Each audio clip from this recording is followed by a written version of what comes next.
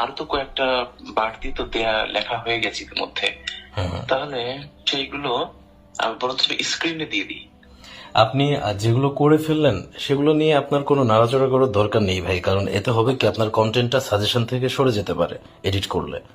ঠিক আছে, আপনার যে একটা মানুষের কাছে খুব রিচ হচ্ছে না, অটোমেটিক মানুষের কাছে পৌঁছাচ্ছে, সাজেশনে যাচ্ছে, ওই জিনিসটা আবার অফ হয়ে যেতে পারে। সো আপনি এখন আর কোনো কিছু যেটা করে ফেলছেন এডিট করার প্রয়োজন নেই, এটা সমস্যা নেই ভাই। ভবিষ্যতে যদি আপনি আর কি আমার কোনো লেখা দিতে হয় সেই ক্ষেত্রে একটু যদি কাইন্ডলি আমার নামটা এড করে দেন, এটা আমার জন্য অনেক বড় একটা কৃতজ্ঞতার জায়গা থাকবে যে আমি আপনার প্রতি কৃতজ্ঞ থাকবো। ভীষণ খুশি হলাম। এবং এই যে আপনি যে বড় মানের লেখক না, এই তার নমুনা হচ্ছে না না না ভাই, শুরুতেই আপনি এরকম বলতে কিছু না। পারতেন ভাই আপনি লেখা পাঠ করেছেন, আমার কথা কেন বললেননি?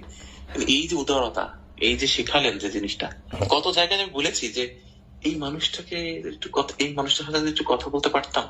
আমি খুব খুশি হবো যদি দেখি যে আমি যার লেখাটা একটু একটু পাঠ করি বা আমার পছন্দ, সেই মানুষটার বই এত ভালোভাবে পরিচিতি পাচ্ছে, এবং সেই পরিচিতির পেছনে আমি একটু একটু ছায়া হয়ে থাকতে পারলে আমার ভালো লাগবে ভাই। আমি চাচ্ছি যে আপনার মানে ওই পরিচিতিটা হোক, এবং আপনাকে কোনোভাবে সহযোগিতা করতে পারবো না, কিন্তু আমি চাচ্ছি একটু খড়কুটো হয়ে আপনার সাথে হাঁটতে। আমিও এটাই চাচ্ছি ভাই। আমি অনেক খুশি হলাম, আপনি নিজে একজন বিরাট উদার মনের মানুষ, অহংকারহীন মানুষ। এটা আপনার ব্যবহার, কথার ধরন এবং যে কৃতজ্ঞতা বোধের জায়গাটা, সেটা স্পষ্ট করে ভাই। আমি খুবই খুশি হলাম আপনার মতো একজন মানুষের সাথে ব্যক্তিগতভাবে পরিচিত হয়ে। অসংখ্য ধন্যবাদ।